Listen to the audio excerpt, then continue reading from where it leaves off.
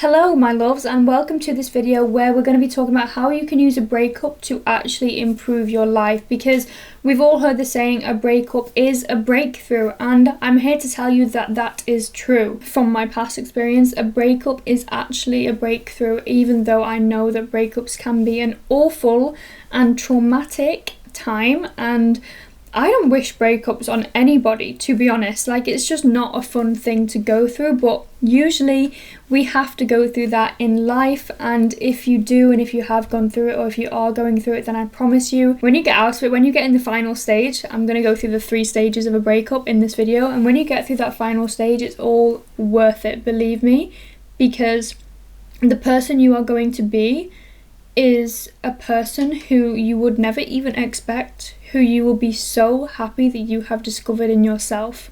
So let's get into the video anyway. I'm going to be telling you about the 3 stages of going through a breakup. We have 3 stages. We have stage number 1, which is processing, and then we have stage number 2, which is elevating, and then we have stage number 3, which is thriving / the breakthrough. The thing that we're waiting for, the thing that you will get to. Maybe you're in the processing stage, which is the hardest, or maybe you're in the elevating stage, which is also can be quite a long stage, but you will get there. You will get to the thriving and the breakthrough, and it's all going to be worth it. So we have our processing stage, which, as I said, can be the hardest stage to go through, because this is where you are going to have to sit with yourself and you are going to have to feel the feelings of losing this person. Breakups can be truly horrible, and obviously it depends on how you have ended this relationship, but I really hope for your sake that it has ended in some kind of mutual way, some kind of mutual agreement, because that will help this processing stage. Because if you have clarity with that person that you were in a relationship with, then it will help you so much more to get over them and get through this breakup. So I do suggest that you try and get as much clarity as possible, understand why either you ended it or why they ended it, and get to terms with the fact that it's a good thing. Even though it might feel like the worst thing, it's actually a good thing that has happened, because if they ended it with you, then you deserve better. If you ended it with them, they deserve better, and you know that you want something else. If something happened, like cheating, for example, or falling for someone else, then just know that you are going to find someone who is going to fall for you and love you and be with you only. My heart, goes out to you, but I promise you it's happened for a reason, and it's happened for the best, and I'm very, very, very excited for you, honestly, because you are going to get to the breakthrough stage. Processing, you have to get some clarity and understand why it ended and come to terms with that. And then you're going to have to sit with your feelings. This can be months of processing, this can be weeks, this can be days, depending on how long your relationship is. It's shown that the longer the relationship, then usually the longer it takes to get over that person, but it also depends on how deep that connection really was. So almost a year ago now, I just came out of a 3.5-year relationship, which was the majority of my teenage years. It was my childhood sweetheart, a really huge part of my life. But luckily for me, the breakup was mutual, and it was very mature, actually, and I'm very, very grateful for that. But it doesn't mean that it still wasn't very hard to go through and hard to process, and I had to come to terms with the fact that that person wasn't mine anymore and I wasn't theirs. So we really have to feel all these feelings, and a word of advice I have for you is to start journaling. And I'm serious when I say that journaling truly, truly helps, because it allows you to get all of the feelings that are up here that might be jumbled and muddled about, that you can't even put into words. You can get them down on paper. So sit with yourself, sit with your feelings, and try not to rush this process. It might feel frustrating, still having feelings for the other person, or even thinking that you don't have feelings, but they might still crop up once you do certain activities that you maybe used to do together. When you're waking up alone, you might have lived with this person, all of these different things. But really sit with those feelings and feel those emotions. When you are feeling sad, don't push it away. A breakup is the perfect mixture of surrounding yourself with good people, so that you are surrounded by friends, people that make you laugh, people that make you happy, but also sitting with yourself and actually being alone with the thoughts and the feelings that you are having, because this is just as important as surrounding yourself with good people. When you have that sad feeling, sit with it, acknowledge it, try and understand why, journal on it, ask yourself, how am I feeling? Why am I feeling this way? Those are like my two most like popular in my head journal questions that I ask myself a lot. How are you feeling? Why are you feeling this way? And just journal on it. If you're feeling happy, how are you feeling? Why are you feeling this way? And the next thing is to surround yourself with loving people. As I said, if you can, be with family, be with friends, talk about your feelings. This is part of processing. It's a balance of being with yourself and talking about the way that you are feeling. And as I said, the processing stage is usually the hardest and longest stage. So once you have overcome this stage, then woohoo, give yourself a mini celebration. And you probably don't even know that you've overcome this stage until you actually have overcome it. Because after this stage, we have our elevating stage.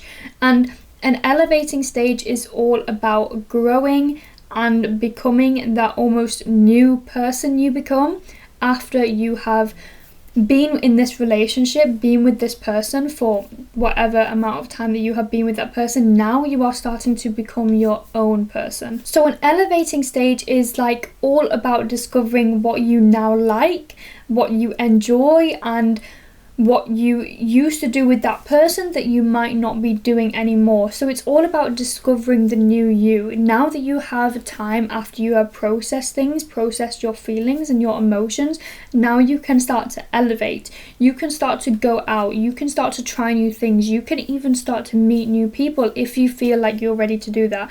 I know that with my breakup, I almost always knew that it was going to take me a lot of time until I would start to give my energy to other people. So I haven't still actively been dating because it just feels like a lot of time and energy that takes from me.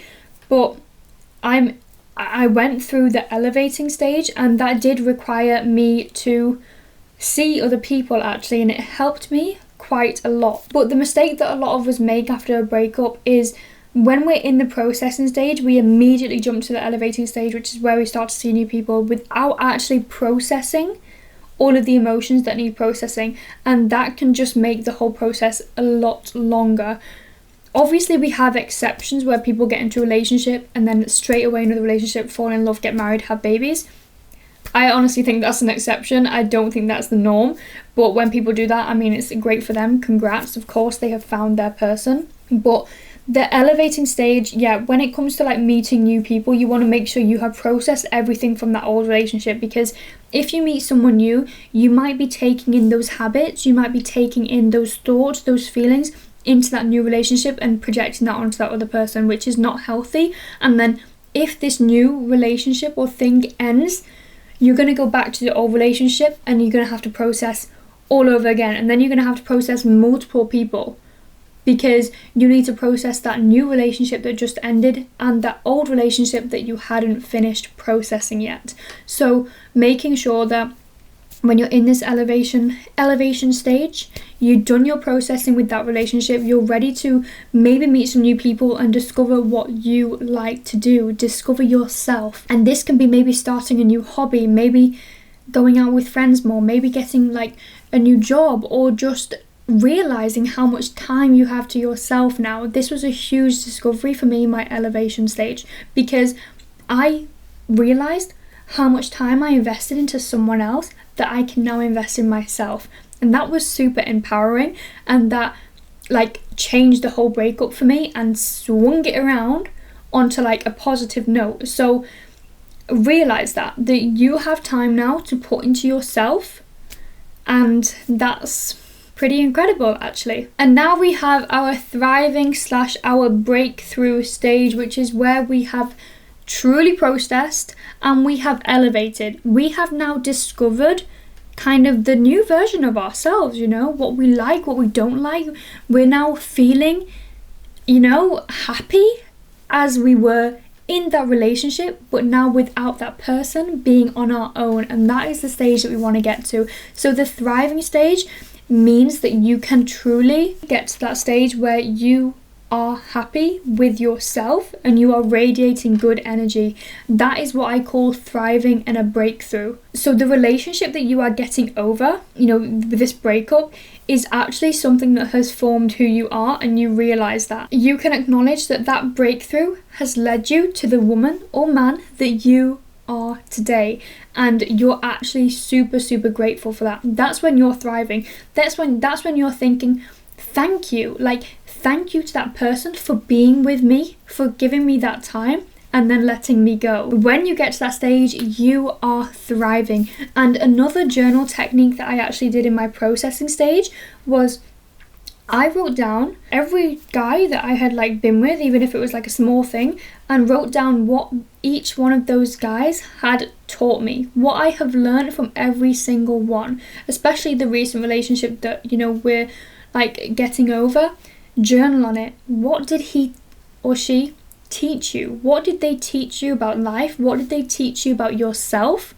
What are you going to take from them into your next relationship to make it even better? And that's when you're thriving. That's when you're thinking, you know what?